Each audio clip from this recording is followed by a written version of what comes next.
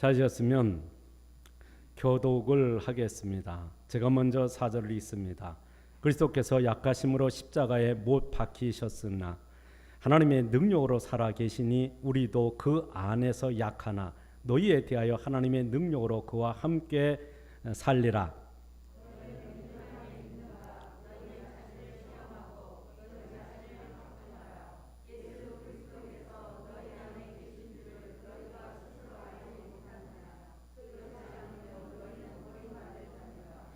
우리가 버림받은 자 되지 아니한 것을 너희가 알기를 내가 바라고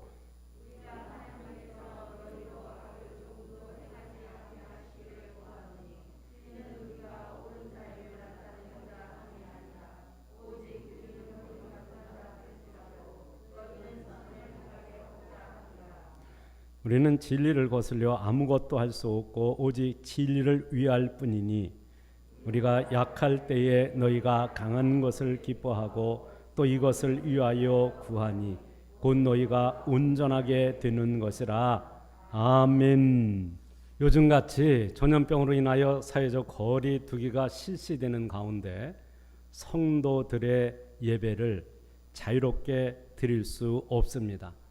비대면 예배를 드린다고 하지만 그것이 정상적인 예배를 드린다고 말하기가 어렵습니다.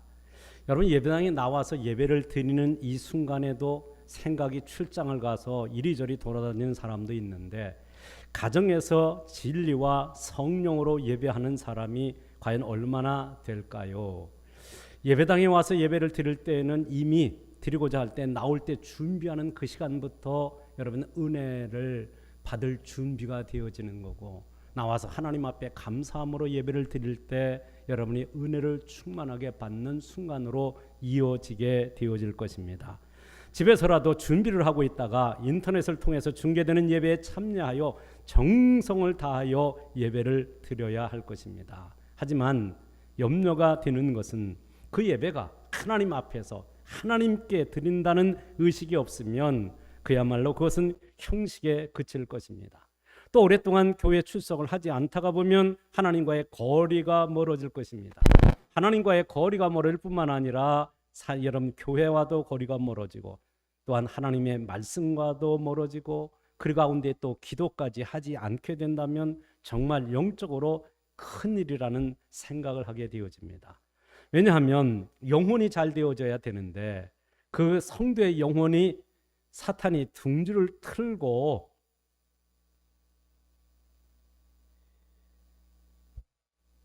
여러분의 심령 가운데 머물까봐 심히 걱정이 되어진다는 말입니다. 집에서 비대면으로 드리는 예배일지라도 하나님께 몸과 마음과 뜻과 정성을 다하여 예배를 드림으로 하나님이 기뻐 받으시는 예배자가 되어짐으로 하나님 앞에 칭찬과 상급과 약속의 복을 받는 거룩한 주의 백성들이 되어지는 은혜가 있기를 축원합니다. 사회적 거리두기로 활동이 제한을 받으면 하루 종일 집에 있게 되어집니다. 그럼 집에 있게 되어지면 서로 불편함을 느끼게 되어져요. 그럼 이 불편함 속에서 머리도 아프고 몸이 찌푸듯하여 혹시 코로나에 걸린 것은 아닌가 하고 염려하게 되어집니다. 그래서 스트레스가 쌓여가게 되어집니다. 스트레스가 쌓여지면 사람들은 어떻게 하냐면 이 스트레스로부터 벗어나기 위해서 여러분이 그 벗어날 어떤 행동을 하게 되는데 그 어떤 행동이 뭐냐면 뭔가를 즐길 수 있는 뭔가를 즐거움을 찾아가게 되는 거예요. 재미있는 그 무엇을 찾아가게 되어진다는 말입니다.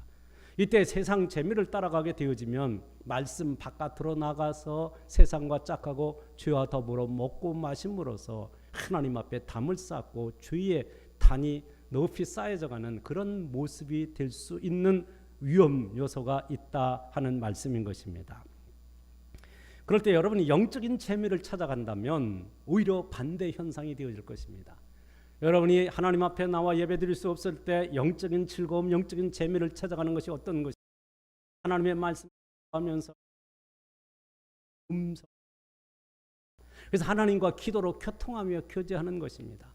그리고 주님이 맡기신 내 몫에 태인 십자가를 지고 내가 감당할 사명을 감당하기 위하여 최선의 경주를 다하고 주님과 동행하는 삶을 살 때 거기에는 신령한 즐거움이 있어요. 세상이 줄 수 없는 그 기쁨과 감격이 내 영혼 속에 차고 넘치는 것을 경험하게 되어질 줄로 확실히 믿습니다. 여러분 이 주보를 보는데 이 주보에 보면 이런 뒷장의 가운데에 보면 여러 개 구역 나눔 해가지고 여러분 당신의 영적 건강을 진단하는 데 있고 요약한 내용이 있고 밑에 질문이 4개가 항상 나갑니다. 4개 질문 가운데 그 질문이 항상 둘씩 짝을 이루고 있어요. 그걸 그렇게 해놓은 것은 여러분이 온 설교의 말씀을 들은 것을 다시 한번 여러분이 되풀이해서 묵상하면서 이 질문에 답을 하는데 이거 질문 답하기가 힘들어요. 힘들 거 없어요. 여러분 그 질문이 하나의 질문에 2개로 나눠져 있는데 그 질문이 첫째 질문하고 그 밑에 나오는 질문하고 2개 섞으면 답이 나오도록 그렇게 만들어 놓은 것입니다. 그리고 여러분이 묵상하면 그 답을 찾아서 찾게 되어지면 은혜가 되고 말씀을 여러분의 생활 속에 적용할 수 있게 되어질 것입니다. 그런데 이런 것들을 하지 않다가 보면 이런 거 아무것도 영적인 일을 하지 않고 세상 재미를 추구하다가 보면 여러분의 신앙은 주저앉게 되어질 것입니다. 뿐만 아니라 여러분의 신앙이 병들게 되어질 것입니다.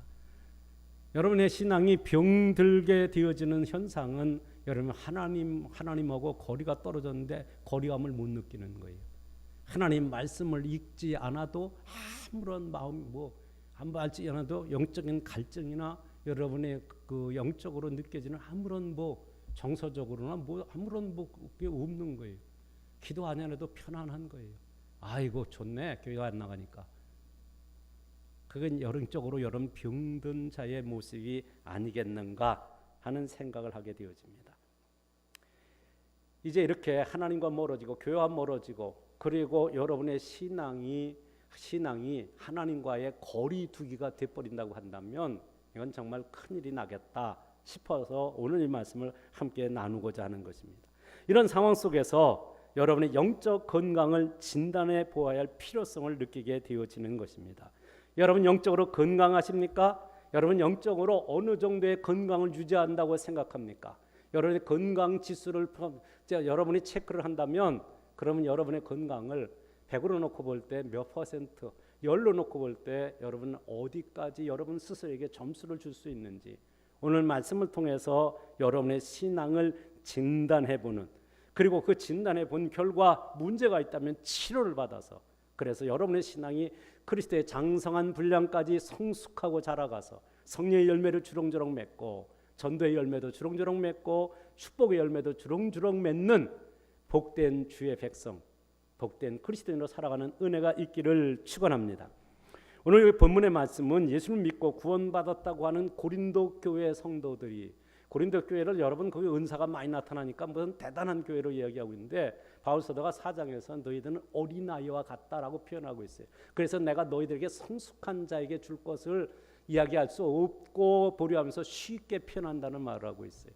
그러니까 영적으로 어린아이 같다. 여러분의 신앙에 건강에 이상이 있다는 것은 여러분의 신앙이 좀 자라가야 되는데 그리고 여러분의 꽃을 피우고 열매를 맺어야 할 단계가 되어졌는데 아직도 어린아이의 수준에 머물러 있다고 하면 그 신앙은 병든 것일 수 있다고 여러분 진단해 보아야 한다는 말씀인 것입니다. 여기 지금 고린도 교회는 구원을 받은 하나님의 백성들이라고 하는데 자기들은 신앙이 있다고 하는데 근데 바울 사도가 그 교회를 진단해 보았더니 이 사람들이 교회에 덕을 세우지 못하고 온갖 더러운 죄를 짓고 있어서 세상 사람들로부터 지탄을 받고 손가락질을 받는 단차리까지 이르게 된 것에 대하여 앞으로 이런 일을 저지르는 자들에 대해서 내가 가서 책망하겠다, 징계하겠다, 그리고 권징하겠다 하는 말씀이 바로 우리가 읽은 말씀 바로 앞에 나타난 말씀이에요. 고린도후서 12장 14절로 13장 2절까지 바로 경고를 하는 말씀인 것입니다. 바울 사도가 다시 고린도 교회에 갔을 때 교회에 덕을 세우지 아니하고 하나님과 교회 앞에 죄를 지은 사람에 대해서는 징계할 것이라고 엄숙히 선포를 합니다. 물론 그리스도의 사랑 안에서 권증할 것을 말씀한 것입니다. 다시 말해서 저들의 삐뚤어지고 잘못된 신앙을 책망하고 꾸짖어 바로 잡겠다라고 하는 것입니다. 회개하게 하여 바른 신앙생활을 하게 할 것을 말씀하고 있는 것입니다. 이는 사랑과 공의로 심판하시는 예수 그리스도의 섭리적인 은총을 따른 것이라는 것이 여기 오늘 읽은 말씀 바로 앞에 있는 13장 3절의 말씀입니다. 그리고 4절에서는 예수님은 온유하고 겸손하게 약해 보이지만 그러나 죄와 불의에 대해서는 결코 용서치 아니하여 심판하시는 주님의 강한 공의의 법으로 다스림같이 할 것이라고 말씀을 하고 있습니다. 그리고 주어진 말씀이 오늘 읽었던 본문 5절 말씀인 것입니다. 5절 말씀을 보세요. 너희는 믿음 안에 있는가? 너희 자신을 시험하고 너희 자신을 확증하라 라고 말씀하고 있어요. 너희는 믿음 안에 있는가? 너희 자신을 시험하고 너희 자신을 확증하라 라고 말씀하고 있는 이 말씀을 중심해서 오늘 여러분의 영적 건강을 진단하시고, 그리고 여러분의 진단 결과가 기대에 하나님의 말씀에서 벗어났거나 하나님의 뜻을 거스렸거나 여러분의 신앙이 못 미친다면, 그러면 여러분이 하나님의 말씀 안에서 주님 앞에서 회개하고 바른 신앙 경주를 하는, 다 새롭게 시작하는 그런 은혜가 있기를 축원합니다. 여러분 주님의 말씀 앞에서 여러분 주님의 진단을 받았어요. 그러면 여러분 그 말씀 안에서 여러분 처방까지 받아야 돼요. 처방을 받았으면 그 처방한 대로 약을 써야 될 거예요. 수술을 해야 된다면 수술을 해야 되어지는 것입니다.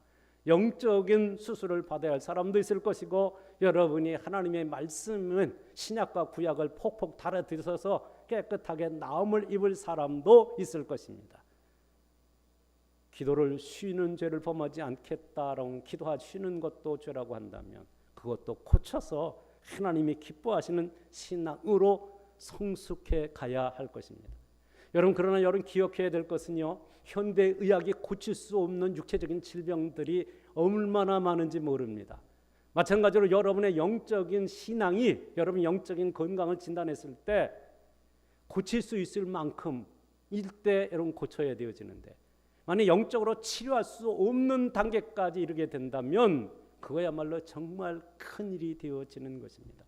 성경에서는 두 가지를 말씀하는데, 하나는 성령 회방죄라고 하는 제목이 마가복음 3장에 나타난 말씀이고, 그리고 예수님의 은총을 맛보고 타락한 자는 다시 새롭게 할 수 없다는 히브리서 6장 6절의 말씀에 근거해서 치료받을 수 없는 영적인 병도 있다는 것을 기억하고, 여러분이 결코 거기에 넘어가지 아니하고 거기에 들어가지 아니하고, 오늘 항상 하나님의 말씀에 거울에 비춰보고 말씀의 저울에 달아보고 말씀의 자로 재어봐서 여러분의 신앙을 그리스도의 성숙한 분량까지 자라가도록 하는 일에 힘쓰고 애씀을 통하여서 마침내 여러분의 신앙이 무럭무럭 자라가서 여러분의 신앙이 꽃을 피워 예수 향기가 나고 성령의 열매를 주렁주렁 맺고 마침내 하나님 앞에 영광을 돌리며 존귀하게 쓰임을 받는 축복의 통로됨의 모습이 여러분의 모습이기를 주의 이름으로 축원합니다.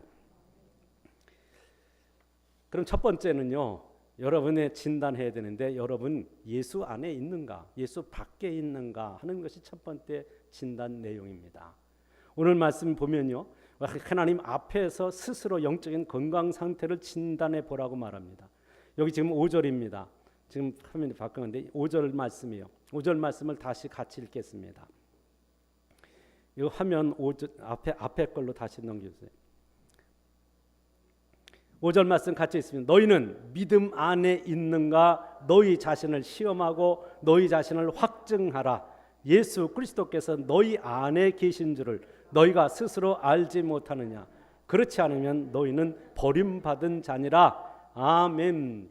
이런 이 말씀은요, 우리가 믿음 안에 있는가를 진단해 보라고. 두 번째는 예수 그리스도 안에, 예수 그리스도가 우리 안에 계신가라는 것을 스스로 질문해 보라는 말씀인 것입니다. 이것을 영적인 진단을 해보라는 말씀이 되어지는 거예요. 바울서가 이런 말씀을 하게 되어지는 것은 고린도 교회 성도들이 자신들은 믿음이 있다라고 말을 하는데, 왜냐하면 다양한 은사들이 나타난 교회거든요. 자기들은 믿음이 있다고 하는데 나타나는 결과를 보니까 성령의 열매들이 아니에요. 온갖 죄악의 열매들이 난무하는 거예요.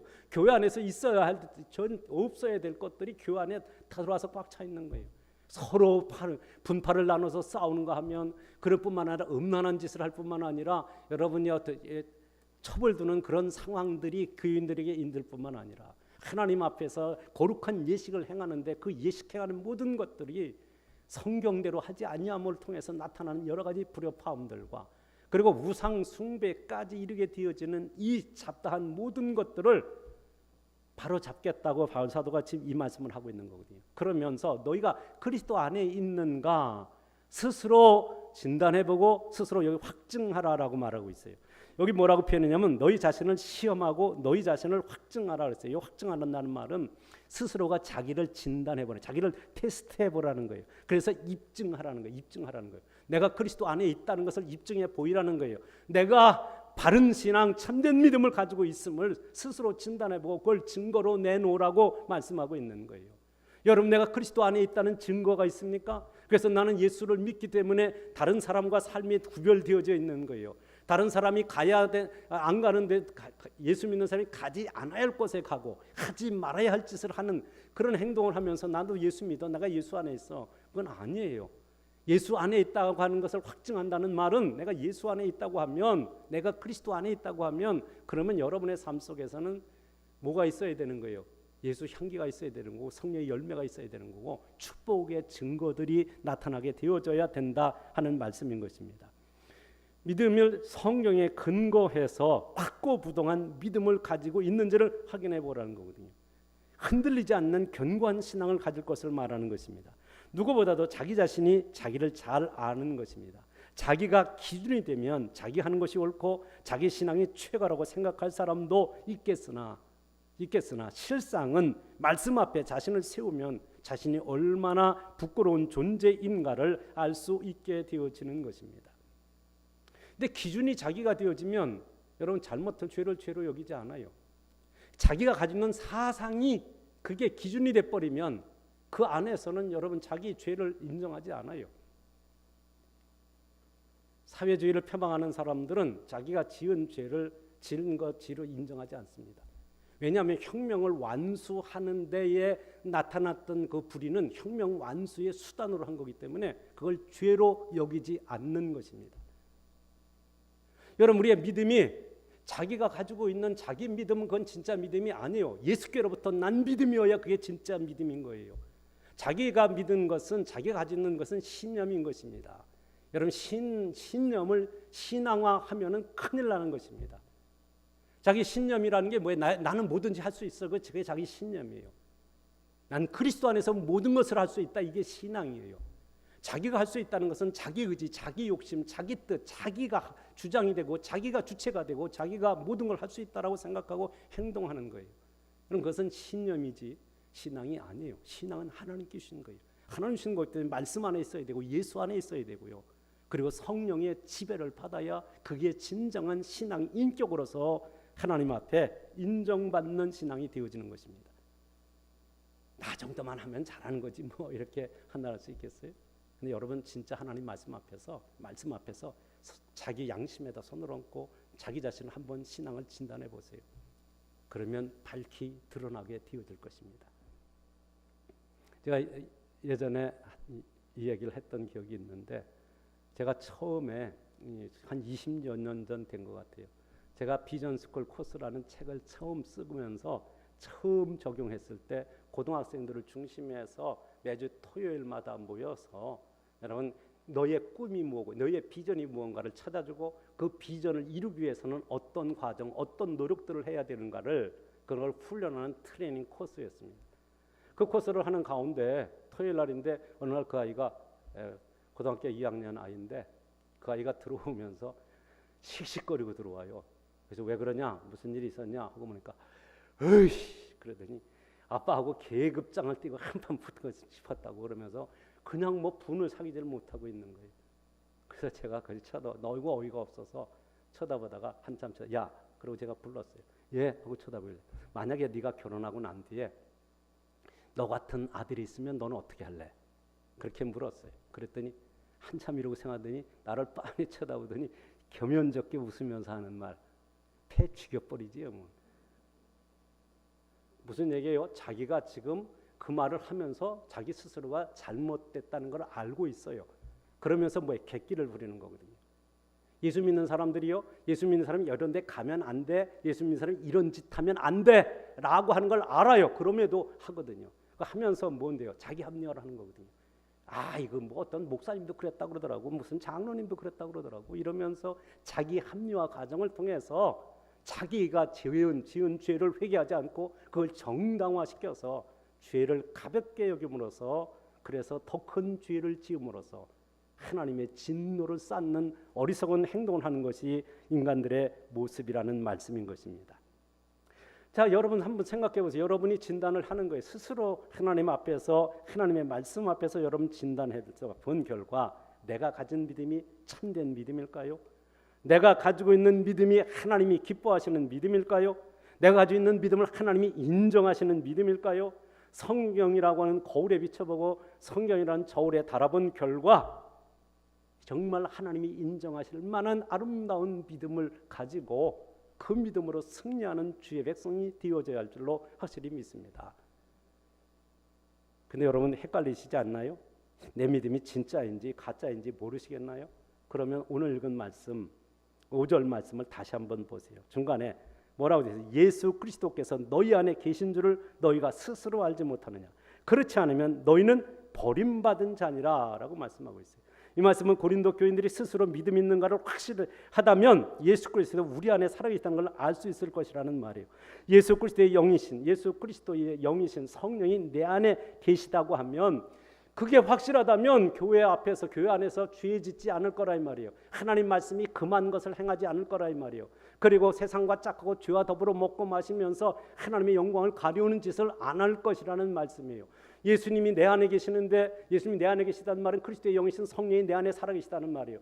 그분이 내 안에 살아계시다면 그분이 기뻐하시는 뜻대로 사는 거예요. 그분이 내 생각과 마음을 주장하셔서 하나님 앞에 영광 돌리는 삶을 살아가도록 하나님의 약속의 복을 받아 누리는 행복한 코스로, 진리의 코스로 인도해 가실 거란 말이죠.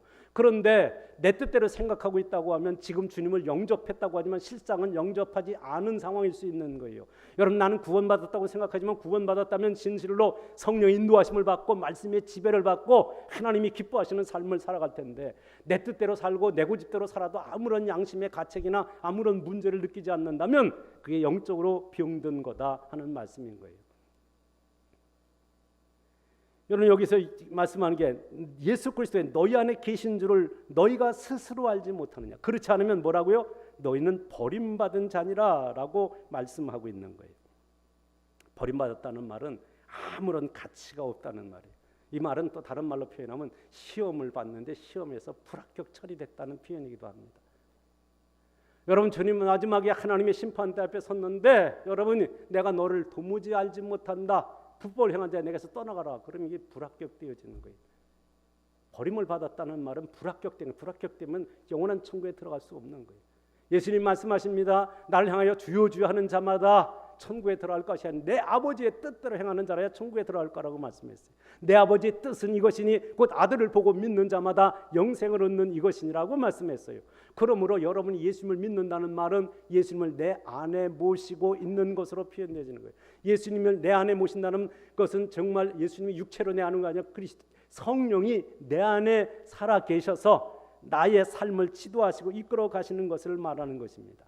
그런데 내가 지금 하나님의 말씀을 따르지 않고 세상을 따르고 내 중심으로 살아가고 있다면 여러분 스스로가 진단해 보면 내가 그리스도 안에 있는가 아니면 그리스도 바깥에 있는가를 진단해 보라는 거예요.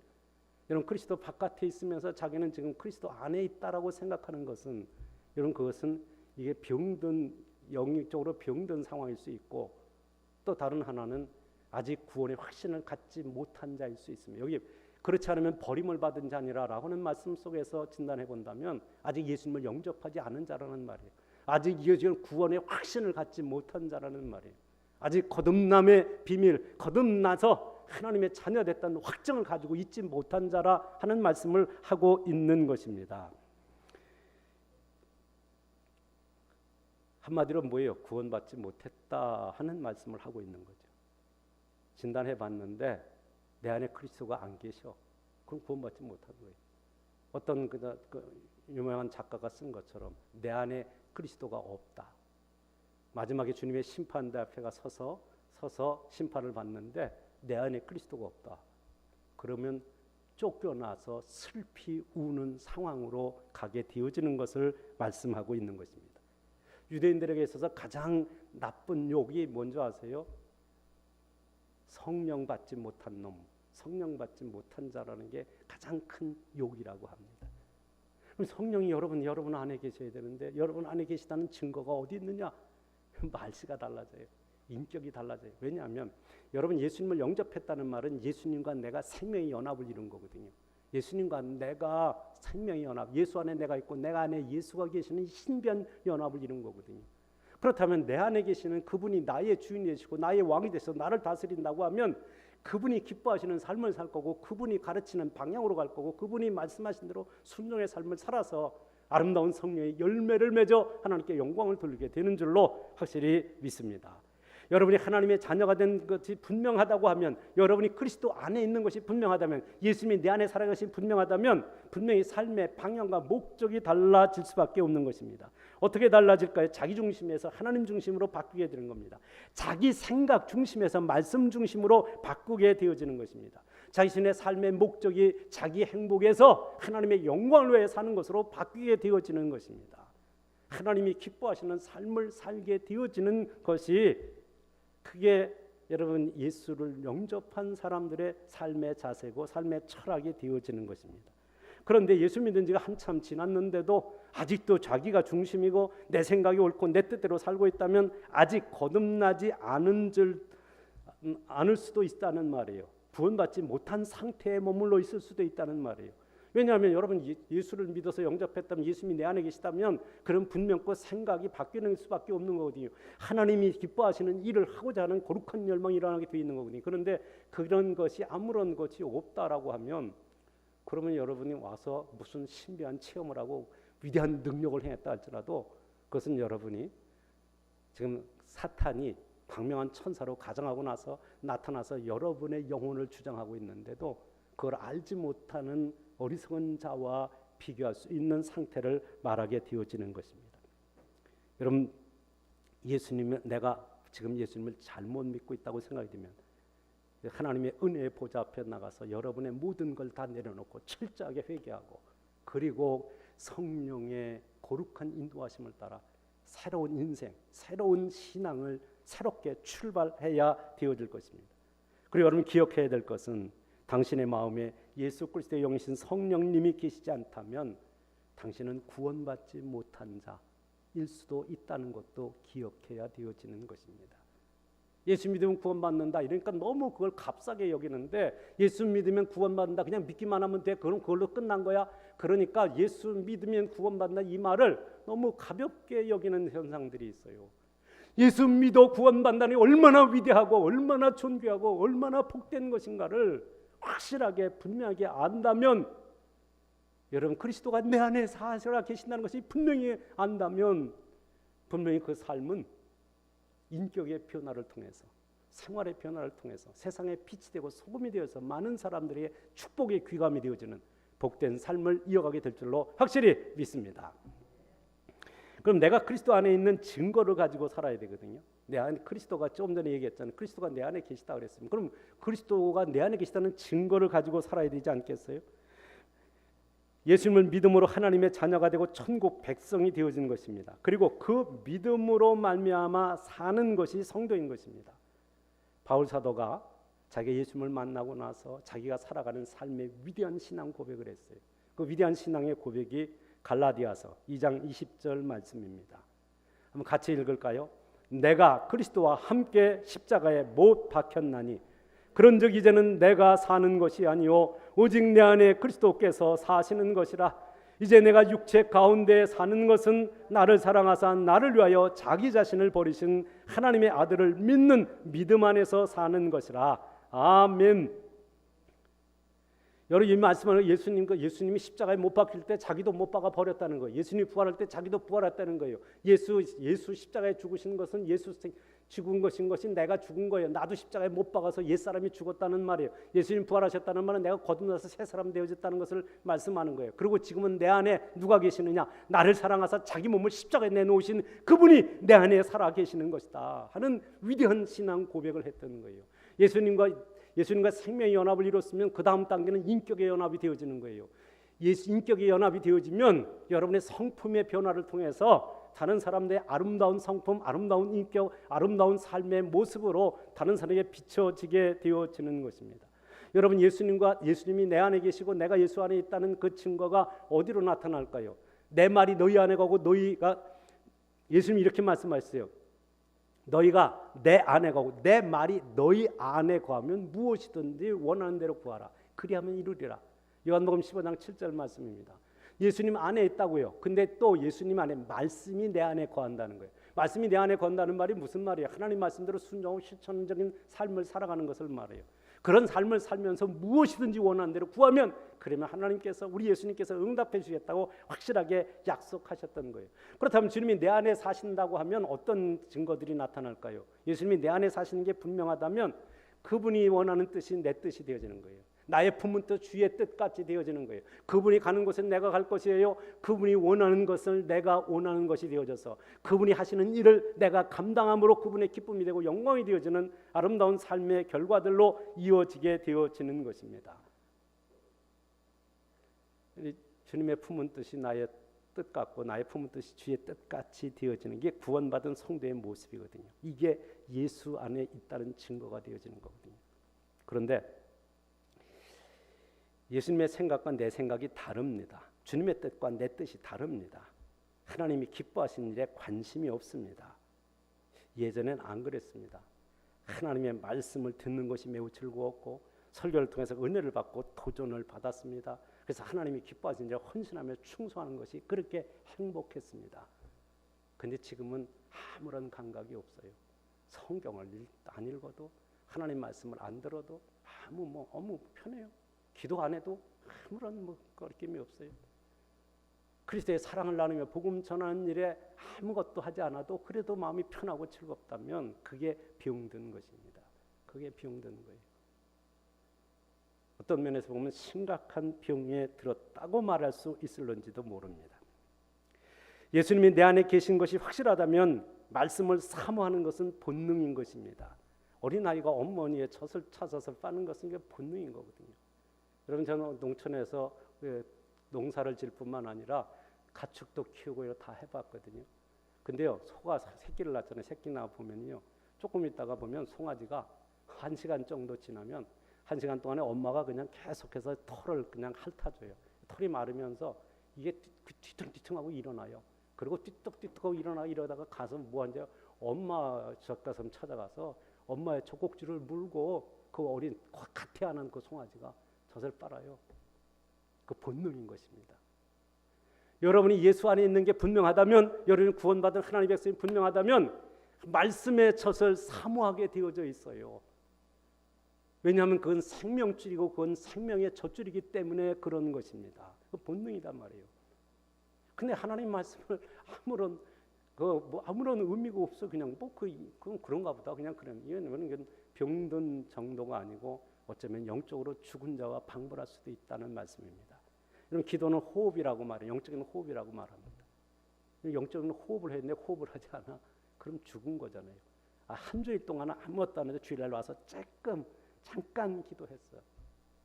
그것 가지고 영적인 생명을 유지한다는 것은 그건 좀 불가능하다고 말할 수 있는 것입니다.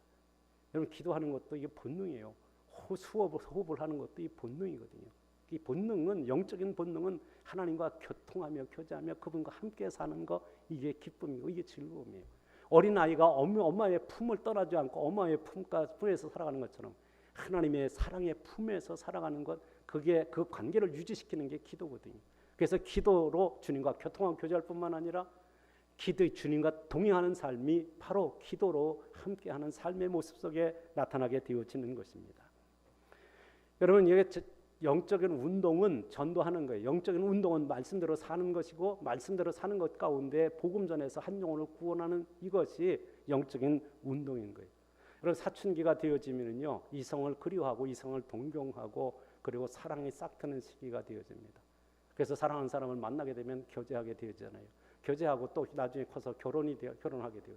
결혼하면은요 그래서 서로 사랑을 주고받는 가운데 생명의 씨앗이 잉태하게 되어지는 거예요. 그 자녀를 잉태하여 출산하게 될 때 거기에 희열이 있고 거기에 기쁨이 있고 행복이 있는 거예요. 여러분이 영적으로 성숙하게 되어지면요 사람들의 영혼을 사랑하게 되고 그 영혼을 잉태해서 그 영혼을 출산하기 위하여 그리스도의 복음을 전할 뿐만 아니라 사랑으로 섬겨서 그 영혼이 예수 믿고 구원받을 때 그때 그 기쁨, 그 환희, 그 행복감은 예수님이 성경 기록상에 가장 기뻐하셨던 일, 제자들이 복음 전하고 돌아와서 보고했을 때 성령으로 크게 기뻐하셨던 그 일이 여러분 영적인 출산을 통해서 누리게 되는 기쁨이와 행복인 것입니다. 근데 이런 거 없어도 그냥 아무렇지도 않아. 그럼 여러분 이게 영적으로 중병에 걸린 것으로 보일 수도 있는 것입니다. 영적인 여러분 육신의 본능이라도 육신의 본능은 죄를 따라가고 죄를 탐닉하고 죄와 함께 더불어 먹고 마시며 죄의 낙을 누리려고 하는 게 육체적인 본능이에요. 영적인 본능은 하나님을 가까이하고 그래서 하나님의 크신 사랑과 그 은혜와 그 약속의 복을 받아 누리는 것은 영적인 본능인 것입니다. 여러분 이 영적인 본능과 육체적인 본능에 갈등하고 있어요. 여기서 여러분이 어느 쪽으로 치우치냐에 따라서 여러분의 신앙의 성숙도를 잴 수 있고 여러분의 신앙이 살았느냐 죽었느냐를 판가름할 수 있는 바로미터가 되어지는 것입니다. 만약에 여러분의 현상 속에서 기도를 안 해도 성경을 안 읽어도 전도하는 거 아무 관심 없어도 그냥 사는데 아무 지장 없고 그냥 편안하다고 하면 이건 진짜 영적으로 병들었다는 것을 기억을 하고 여러분 스스로가 자신을 돌아보는 은혜가 있기를 축원합니다. 여러분 안에 예수님의 영이 충만하다면요 어떤 일을 찬송하는 게 즐거워요. 말씀을 읽고 묵상하는 그 시간이 행복한 시간이에요. 기도하는 시간이 주님과 아름다운 교통과 교제가 이루어진 시간에 행복한 시간인 거예요. 그리스도의 사랑을 나누는 복음을 전하여서 한 영혼을 구원으로 인도하고자 하는 그 거룩한 열망이 여러분 그 안에서 기쁨이 있고 그 안에서의 참된 행복, 세상이 줄 수 없는 위대한 그 하나님이신 그 기쁨이 충만하게 되어지는 것입니다. 근데 여러분이 그런데도 불구하고 이런 영적인 아무런 행동도 영적인 액션을 아무것도 취하지 않는데도 불구하고 마음이 편안하다. 그게 영적으로 여러분이 병들었어도 그건 무슨 병인가 영적으로 좀 미안한 표현인데요. 영적으로 문둥병, 나병 걸린 것과 같은 것입니다. 전 나병 환자촌에 가서 집회를 2번 인도했던 기억이 있습니다. 거기 나병 성대 가서 보면요, 어렸을 때 똑같아요. 근데 나이가 들고 그러면 그 나이가 들면서 30대 전후에서 증상이 나타나요. 30대까지는 똑같아요. 근데 30대 전후에서 어떤 증상이 나타나냐? 여러분 가서 손에 이렇게 문에서 딱 끼면 어떻게 해요? 아픔을 느끼는데 이게 아픔을 안 느끼는 거예요. 그럼 그때부터 이 사람들이 막 정신이 이상해져요. 자기가 문둥병이 증상이 나타나면서부터 제 아는 분이 거기 시무했었는데 꽃게를 들고 와서는 거짓말 안 나고 하나님이 어디 있어 하고 와서 그냥 문을 그냥 부수고 들어와서 곡괭이로다가 방바닥을 내리찍고 하나님이 어디 있냐고 그런 정도로 여러분 그런 정도로 그 일어날 때 하나님의 은혜로 자기들은 구원받을 뿐만 아니라 육체도 치유왔다고 생각하고 있었는데 그런 증상이 나타나면 그때 그런 거거든요. 감각이 없어진다는 거예요. 감각. 여러분의 영적인 감각이 여러분 기도를 안 하는데도 말씀을 묵상하지 않는 대로 하나님의 선한 일에 아무것도 하지 않는데도 아무렇지 않다고 하면 그거는 여러분 중병이 든 거예요. 그럼 중병이 들었다면 어떻게 해야 될까요? 신약과 구약을 푹 삶아서 드셔야 되어질 것입니다. 뿐만 아니라 하나님의 은혜의 보좌 앞에 나가서 회개하고 하나님의 거룩한 성령의 거룩한 역사로 새 출발을 해야 되어질 것입니다. 뿐만 아니고 아마 어떤 분은 성령의 수술 칼로 여러분의 그 죄악에 여러분을 죄짓게 하고 여러분을 타락하게 하고 여러분을 격길로 빠지게 하는 그 부분을 도려내는 그런 수술이 필요한 사람도 있을 것입니다. 그리고 말씀과 기도로 무장하고 도전해오는 사탄의 권세를 깨트리고 승리의 길을 가야 할 것입니다. 영적으로 독수리가 날개치며 올라간 같이 높게 비상하는 은혜가 있기를 축원합니다. 이사야서 40장 29절에 이렇게 말씀합니다. 피곤한 자에게는 능력을 주시며 무능한 자에게는 힘을 더하시나니 소년이라도 피곤하고 곤비하며 장정이라도 넘어지고 쓰러지되 오직 여호와를 앙망하는 자는 새 힘을 얻으리니 독수리가 날개치며 올라감 같을 것이요 다른 벽질하여도 곤비하지 아니하겠고 걸어가도 피곤하지 아니하리로다. 아멘. 여러분 이 말씀에요. 이게 영적으로 너무 곤고하고 힘들고 어찌할 바를 모르고 있는 상황이에요. 자기들이 할 수 있는 아무것도 없는 아무 소망이 없다고 생각하고 있는 자기들이 기도해도 응답이 없다라고 생각하는 이 절망적인 상황 속에서 하나님이 이사야 선지자를 통해서 주신 말씀이거든요. 근데 여러분 소망이 세상에 아무런 소망이 없다고 하는 그때에 어떤 사람이 소망이 여기 보면 여호와를 앙망하는 자는 새 힘을 얻으리라. 여기 앙망한다는 말이 하나님을 바라고 하나님을 의지하는 자를 말해요. 앙망한다는 표현이 하나님께 소망을 둔 자를 말해요. 세상에 아무것도 소망 둘 것이 없어도 하나님께 소망을 두는 자는 새 힘을 얻으리니 독수리가 날개 치며 올라간 것 같을 것이요. 여러분 여기서 이 새 힘이라는 단어가 새라는 단어가 여러분 새로운 힘을 공급되는 걸로 표현하죠. 이 새라고 하는 단어는 뭐냐면 장애물을 뛰어넘는 힘을 말하는 거예요. 장애물이 막혀 있어요. 지금 나가야 되는데 장애물이 막혀 꼼짝 못하고 주저앉아 있는데 그걸 뚫고 나갈 수 있는 힘, 그걸 뛰어넘을 수 있는 힘, 그걸 새 힘으로 표현되지는 거예요. 여러분 신앙생활하다 보면 고난이 있잖아요. 환난이 있잖아요. 역경이 있잖아요. 그것에 꽉 알아맞혀서 탄식하고 절망하고 주저앉아 있는 그때에 여호와를 앙망하는 자는 하나님께 소망을 두고 기도하는 자는 하나님께 소망을 두고 의지하고 하나님을 찾는 자는 새 힘 그것을 뛰어넘어서 악한 사탄의 권세를 넉넉하게 이기고 승리할 수 있는 힘을 하나님이 공급하여 주시는 줄로 믿습니다. 그 믿음으로 승리하는 은혜가 있기를 축원합니다. 그 다음에 영적 건강을 위해서 우리가 어떻게 해야 될까요? 여러분 그리스도 안에 있어요. 이미 답은 다 말씀드렸어요. 그 답은 뭐예요? 영적 건강을 위해서 할 일이 분명한데 말씀과 기도와 전도의 생활화를 말합니다. 우리가 날마다 구호를 외치고 있는 333 100으로 승리합시다는 그 말씀이 답이라는 말입니다. 날마다 하나님의 말씀을 읽고 묵상해야 되어지는 것입니다. 하나님의 말씀은 생명의 양식입니다. 주님의 말씀은 영혼의 갈증을 풀어주는 생명수요 영생수가 되는 것입니다. 주님의 말씀은 우리의 영혼과 육체를 풍요롭게 하는 복의 근원인 것입니다. 그래서 말씀을 가까이 하는 자가 복을 받게 되어 있습니다. 말씀 속에 길이 있고 삶의 방향이 있고 목적이 있습니다. 그래서 하나님의 말씀을 묵상하고 상고하고 그 말씀을 순종하는 자가 복이 있다라고 말씀하고 있습니다. 여러분 좀 금식 여러분 해보셨던 분 있나요? 어때요? 하루를 한번 굶으면 어때요? 아이고 기운도 없고 아무것도 없고 그냥 아무것도 못했네. 사흘만 굶으면 어떻게 돼요? 사흘을 굶으면 도둑질 안 할 사람이 없다라고 말해요. 그런데 하나님의 말씀은 일주일 내내 굶어도 아무런 감각이 없어요. 아무런 한 달 내내 하나님 말씀 한 번도 이 생명의 양식을 하나도 안 먹어도 아무 문제 없어요. 그럼 그것은 영적으로 병든 거 아니에요? 영적으로 그건 병든 것입니다. 하나님의 말씀을 먹으면 어떤 은혜가 있느냐?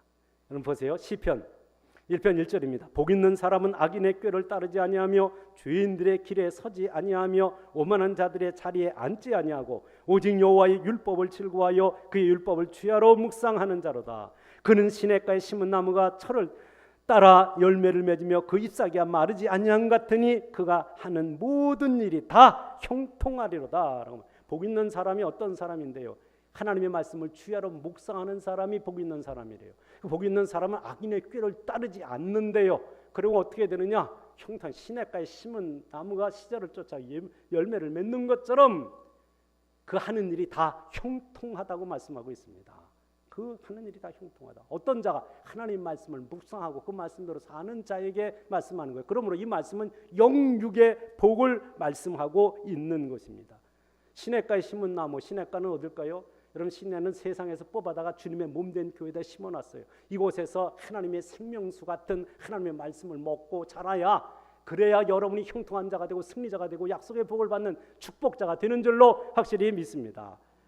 두 번째 날마다 기도로 주님과 교통하며 살아야 됩니다. 여러분 기도는 영혼의 호흡이라고 말합니다. 우리가 숨을 쉬는 것이 얼마나 감사한 일인지 몰라요. 여러분 한번 지금부터 시험을 해볼까요? 한번 지금부터 숨을 멈추고 한번 숨을 쉬지 않고 얼마나 참을 수 있을까요? 5분 참을 수 있을까요? 5분 참을 사람은 거의 없을 것입니다. 그런데 이 영적인 호흡이라고 하면서 호흡을 하지 않고 사는 거예요. 이게 대단한 것입니다. 영적인 호흡을 하지 않으면서도 그냥 살아가는 거예요. 기도가 호흡이라고 하면서 기도하지 않는 것은 숨을 쉬지 않고 살겠다는 것과 같은 것입니다. 성경은 항상 깨어 기도하라고 말씀합니다. 쉬지 말고 기도하라고 말씀합니다. 예수님 말씀 안에 거하면서 무엇이든지 기도하면 응답 주실 것을 약속하셨습니다. 그러므로 여러분 예수 안에 있다면 예수님과 기도로 교통하며 교제하며 사랑을 나누면서 그분의 거룩한 능력과 권세를 가지고 악한 사탄의 괴계를 이기고 이 땅을 정복하고 사람들의 영혼을 정복하고 물질을 정복하고 그 정복한 것을 선용하여 하나님께 영광을 드리며 살아가게 될 줄로 확실히 믿습니다. 세 번째는 이 날마다 예수님의 사랑을 나누면서 복음 전하여 영혼을 구원하는 일에 헌신하게 되어지는 것입니다. 복음을 전하는 것은 모든 성도에게 주어진 사명입니다. 하나님이 먼저 예수 나를 먼저 믿게 하신 이유이기도 한 것입니다. 복음을 전하는 것은 하나님의 뜻이고 복음을 전하는 것은 위아래 안팎의 요청이라는 것을 기억하십시오. 위에는 하나님의 명령이에요. 하나님께서 말씀하셨어요. 하나님의 복음을 전하라, 땅까지 전해라 라고 하나님의 명령이 있었어요. 저 지옥의 외침인 것입니다. 먼저 간 나사로와 부자가 나오는데 그 부자가 지옥에서 여러분 그 나사로 있는 그곳에 가고 싶은데 갈 수가 없어요. 그러니까 이때 여기서 갈 수도 없고 거기서 이쪽에 올 수도 없다고 하니까, 그러니까 이거 부자가 뭐라고 말하고 있습니까? 그렇다면 나사로를 내 집에 보내서 내 형제들로 하여금 내 자녀들로 하여금 이곳에 오지 않도록 나사로를 좀 보내달라고 탄식하며 외치는 게 뭔데요?